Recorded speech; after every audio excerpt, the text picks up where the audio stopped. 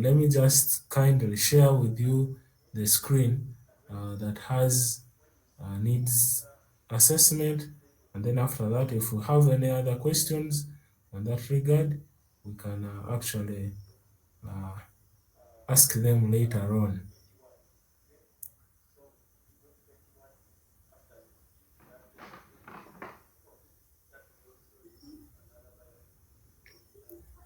So the objectives for this particular session or uh, health needs assessment is that you should be able to explain the importance of health needs assessment, describe the types of needs, discuss the health needs assessment process, and outline the resources for assessment.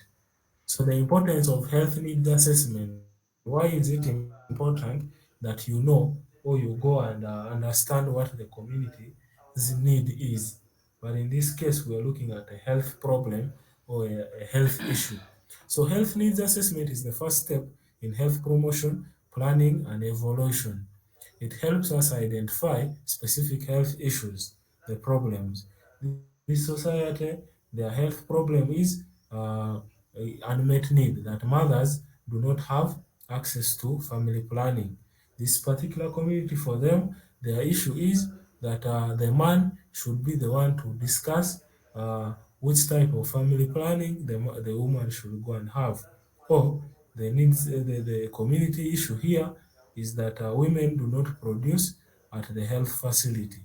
The other issue might be that for them, they do not want a health facility. So it is very important that you go and understand the specific health issue in that group.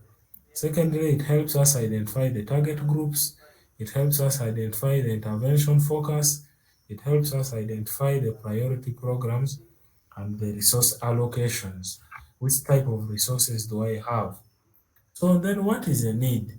A need is a state or a situation or condition in the community that by its presence or absence affects normative function, which is defined by Denton. But also Green and Critter define a need as whatever is required for health or comfort based on a diagnosis of the problem and the number of people eligible for an intervention. So needs, what are the types of needs?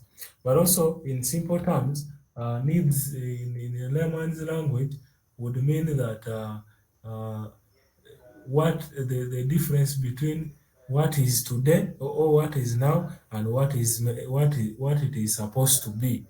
So meaning we have a set of standards. For example, to mean that all women are supposed to produce at the health facility, but what is the ideal today? That 20% only of the women deliver at the health facility. So that difference is a problem, and therefore is a need that needs to be addressed in a layman's language. So the types of need include the needs determined by the people, felt needs, what the community members want, expressed needs, needs expressed by observing use or non-use of services.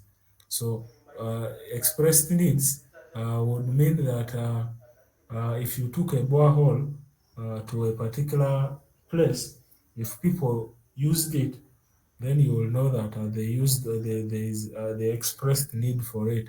However, if you took it there, you will realize that there is no they don't need to use it.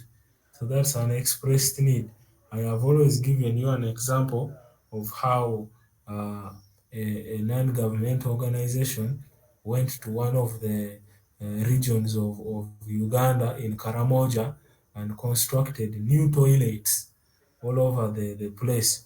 However, the community need was not for toilets. For them, they believed that they cannot defecate in in a house that is very good and nice built like that. So for them, their issues were food, but the intervention they were giving them was a toilet. So then they did not use the services. So the non-use and use of those services is what we call expressed need. Needs determined by others, where other people determine, for example, that case that I have just mentioned. Then we have the normative needs that are defined by experts based on research and professional opinion. So in this case, this is a positive normative, meaning a positive need which has scientific backing, meaning that research has been carried about it, and they believe that this community has this need. For example, using the demographic health surveys or using the different surveys or censuses, you realize that there are communities that do not have access to television, to safe water, to family planning services, to child health services, to HIV testing, and also to maternal services. So then you can be able to put as a normative need that this community needs that kind of a service. Involving the target group. Active involvement of the target group is essential. So their expertise should be acknowledged. So it ensures research relevance and usefulness. So most times you must be able to involve the target group in your needs assessment. So what is a health needs assessment? So health needs assessment is defined as a systematic method to review health issues in a population. And the aims of this is that you're able to understand community characteristics. Is the community more female or more male? But also, does the community have more people who are going to school or more people who haven't gone to school? What is the age category of the community? These are the issues you will have to understand, the characteristics, what are their beliefs. So you're also able to evaluate the current services. They have health facilities, they have VHTs and so forth. You're also thirdly able to identify gaps and health inequalities. What are the problems? Do women make a decision? They don't. So the different gaps in this health needs assessment, you're able to do them. And accordingly, you're able to plan environmental improvements. So this needs assessment helps us make those key improvement plans. So what is a health need assessment again as a continuation and its importance? We're saying that it determines the issue's importance, affected people, and influencing factors.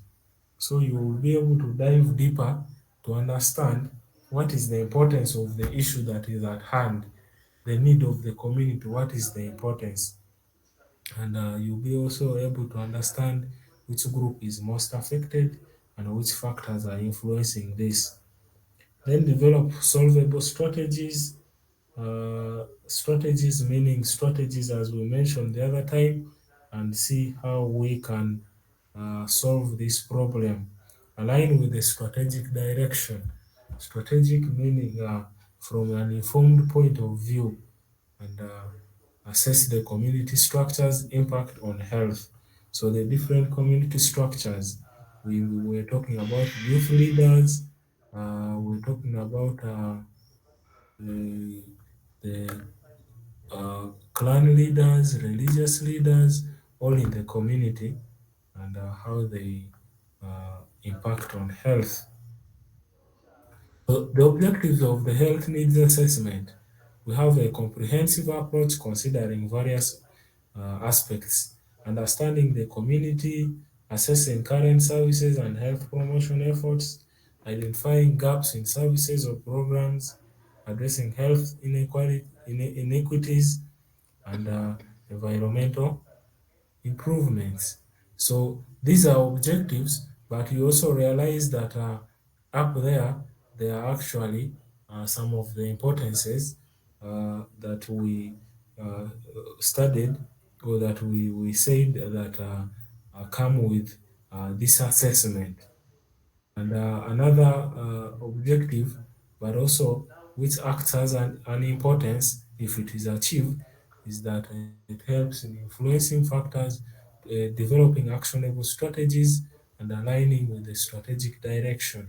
So all these objectives fit in what we call the advantages of doing a needs assessment.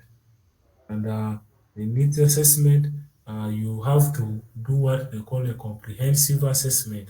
And in this comprehensive assessment means that you go beyond isolated needs and you consider broader social and environmental contexts, extensive collaboration with stakeholders. So don't just go and ask people questions about their health needs, and then you practically uh, do not go beyond what they are telling you, and you you you may struggle or you may end up not doing a comprehensive assessment, and you'll come out with raw data that may not be very important, and you may miss out some of the credible information that you could actually help or you could actually get from the community. So the next aspect is planning your needs assessment, but I'm saying that our time is fast spent, and I'd wanted to go slow regarding needs assessment because it is more of a practical aspect, and we may need some additional time if we are to go through it because it entails quite a lot of information. So if we have any questions in that regard, from what I have discussed earlier on,